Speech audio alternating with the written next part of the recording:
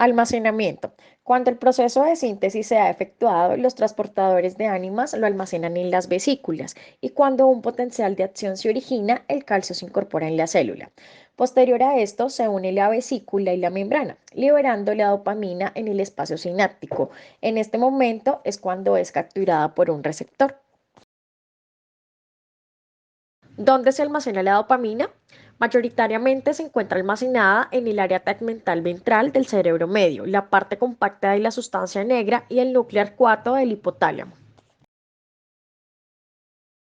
En el proceso de almacenamiento, las vías dopaminérgicas incurren para lograr actuar en los procesos. Allí la dopamina adopta diversas vías, las cuales se localizan en dos áreas del mesencéfalo, el área tegmental ventral y la sustancia negra.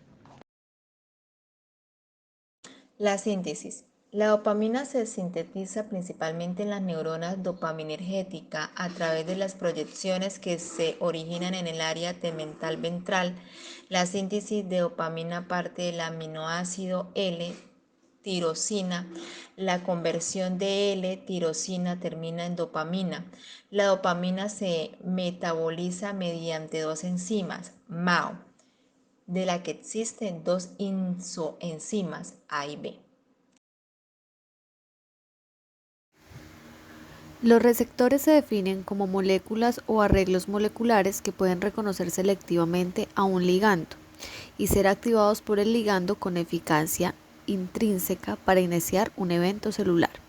Los receptores para dopamina pertenecen a la superfamilia de receptores con más de 100 miembros acoplados a proteínas G.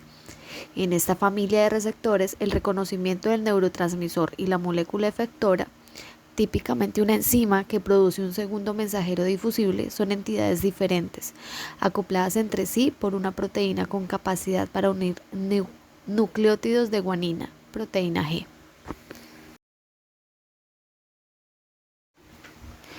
Con base en sus características moleculares se han descrito 5 subtipos de receptores para dopamina, los cuales han sido agrupados en dos familias farmacológicas denominadas D1 y D2.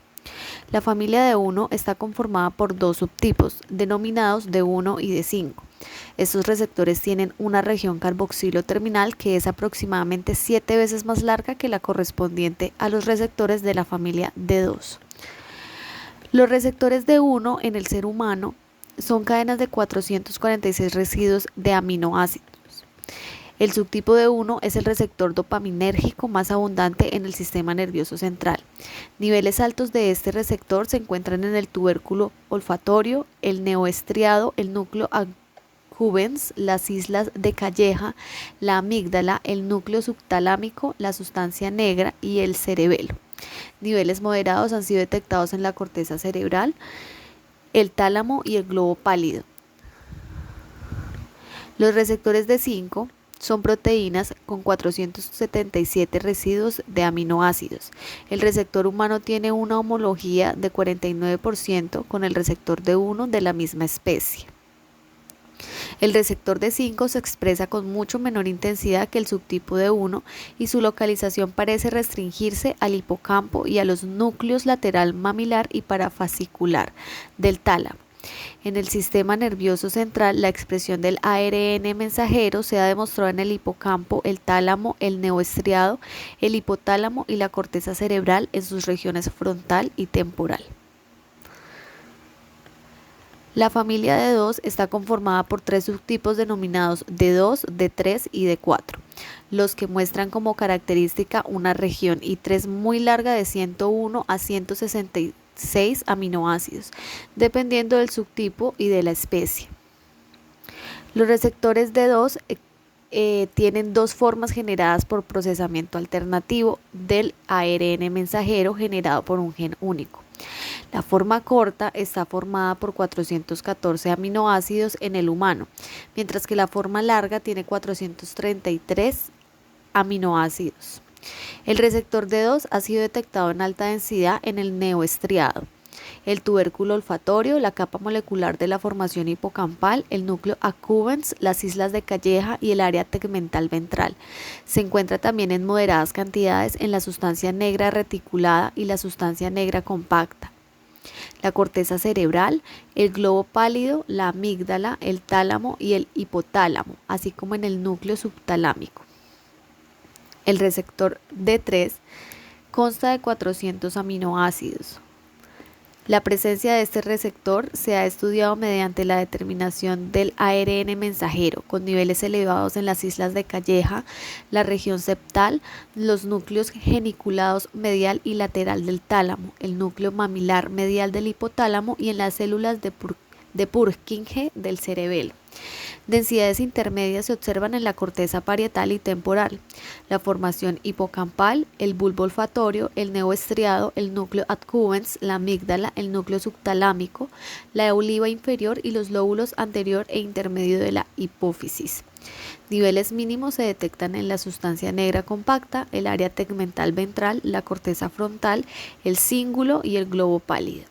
El receptor D4 fue clonado en 1991 y es una cadena peptídica de 385 a 387 aminoácidos que muestra una significativa homología con los receptores D2 y D3. El ARN mensajero correspondiente al receptor D4 se encuentra presente en alta densidad en la corteza frontal, el bulbo olfatorio, la amígdala, el mesencéfalo y la retina. Densidades intermedias se observan en el neo estriado, mientras que densidades bajas o apenas detectables han sido reportadas para el hipotálamo y el hipocampo. Vías donde viaja la dopamina en el cerebro. La dopamina es uno de los transmisores más intensamente estudiados debido a que está involucrado en varios desórdenes neurológicos y mentales.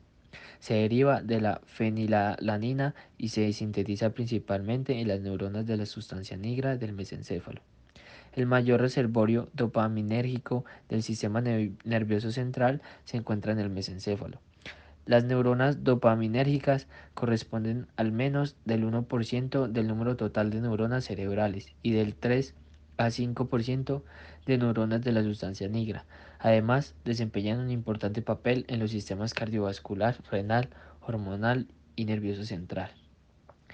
Las regiones cerebrales con más abundancia de dopamina incluyen el cuerpo estriado, parte del sistema motor extrapiramidal, ciertas zonas del córtex cerebral, región mesolímbica e hipotálamo. Bueno, como podemos observar, existen grandes vías dopaminérgicas que rigen la síntesis y transmisión de esta hormona y las cuales tienen grandes efectos. Hablaremos de 4 vías. La vía mesolímbica, que transmite dopamina desde el área ventral, tegmental, BTA hasta el núcleo accumbens. Vía mesocortical, transmite dopamina desde el BTA hasta la corteza frontal. Vía nigroestriatal, transmite dopamina desde la sustancia negra hasta el cuerpo estriado y es una vía neuronal asociada con el control motor. Vía tuberoinfundibular, transmite dopamina desde el hipotálamo hasta la glándula hipófisis y ejerce influencia sobre las ciertas hormonas, incluyendo la prolactina. El término infundibular se refiere a que se desarrolla la pituitaria o glándula hipófisis.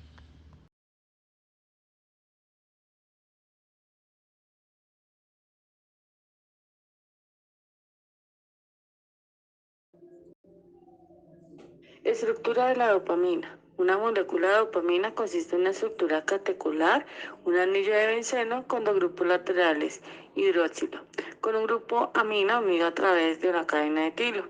Como tal, este compuesto es la catecolamina más simple posible, una familia que también incluye los neurotransmisores norepinefrina y epinefrina.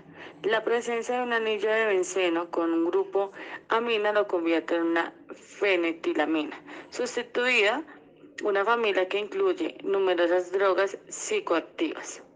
Como la mayoría de las aminas, la dopamina es una base orgánica. Como base, generalmente se protona en ambientes ácidos. Es una reacción ácido-base.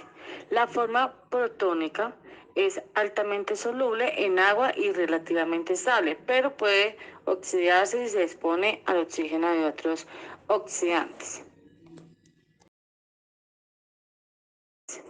Vemos a continuación las fórmulas o diferentes fórmulas químicas. Entonces la dopamina tiene una fórmula química, una fórmula molecular, tiene también una fórmula semidesarrollada y otros nombres que le han sustituido, que le han generado.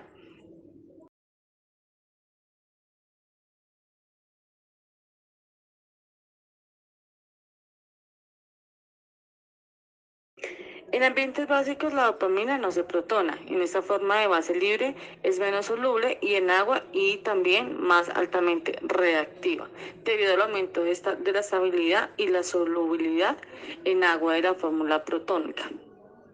La dopamina se suministra para uso químico o farmacéutico como clorhidrato de dopamina, es decir, la sal de clorhidrato que se crea cuando se combina un ácido clorhídrico en forma seca. El clorhidrato de dopamina es un polvo fino de color blanco y amarillo. Tenemos también la dopamina sintética y natural, que fue sintetizada por primera vez en 1910 por George Barmer y James Edwins.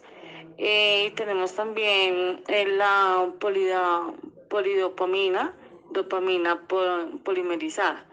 Es una investigación motivada por las proteínas que se generó descubrimiento en 2007, que una amplia variedad de materiales, si se coloca una solución de dopamina a un pH ligeramente básico, se cubrirán con una capa de dopamina polimerizada, a menudo denominada polidopamina.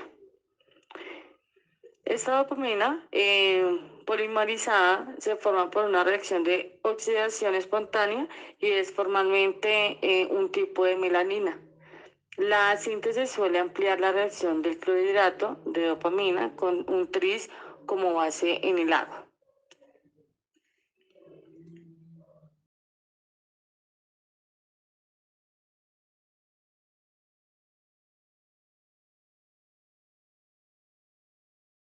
¿Qué pasa si hay un exceso de dopamina? Esta hipótesis sostiene que los síntomas de la esquizofrenia se deben a un exceso de dopamina o una elevada sensibilidad a este neurotransmisor. También tenemos que el exceso de dopamina en el cerebro induce al cuerpo a llevar a cabo movimientos innecesarios como los tics repetitivos. ¿Qué pasa si hay poca dopamina? La deficiencia de esta sustancia química es la causa del trastorno más o menos severos. La enfermedad de Parkinson y la drogadicción son algunos de los ejemplos de problemas asociados con niveles de la dopamina normales. También tenemos que la poca dopamina en el cerebro nos lleva a movimientos que pueden resultar retardados o descoordinados.